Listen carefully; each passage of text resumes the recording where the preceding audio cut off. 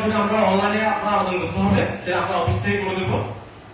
অনলাইনে আবেদন করলে চট্টগ্রামের সন্দ্বীপ উপজেলা 2024-25 অর্থবছর program on agriculture and rural transformation for nutrition, entrepreneurship and resilience in Bangladesh কর্মসূচির আওতায় পার্টনার কংগ্রেস অনুষ্ঠিত।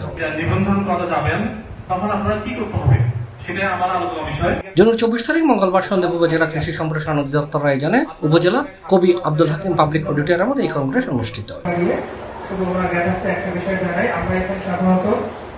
অনুষ্ঠানের প্রধান অতিথি হিসেবে উপস্থিত আছেন সন্দ্বীপ উপজেলা নির্বাহী কর্মকর্তা রিগান চাক। সেখানে ধান চাষ হচ্ছে কিছু, মোর হচ্ছে যে জমিগুলো আছে সেগুলো কিন্তু বেশি একটা কালটিভেট হচ্ছে না। তারা যারা এসেছেন অবশ্যই কৃষির সাথে জড়িত আছেন দেখে, কৃষির সাথে সম্পৃক্ত আছেন দেখে আপনারা এখানে এসেছেন, দিয়ে একটা স্কুলের মতো করে করানো হচ্ছে।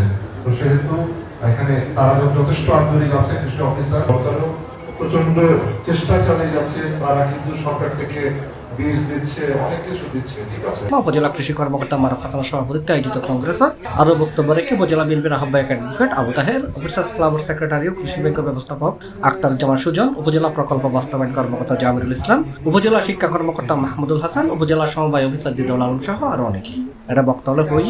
এই কৃষক পেজ বাংলাদেশকে আমরা দেখে আসছি। যদিও যুগের পরিবর্তনের কারণে এই কৃষক পেজ পরিবর্তন সাধিত হয়ে যেটা অন্যদিকে ডাইভার্ট হলেও কিন্তু এখনো কৃষকেরাই হচ্ছে এদেশের অর্থনীতির মূল চালিকা শক্তি। আপনি যদি গেম করতে পারেন, এটা আপনার ব্যক্তিগত উন্নয়নের জন্য।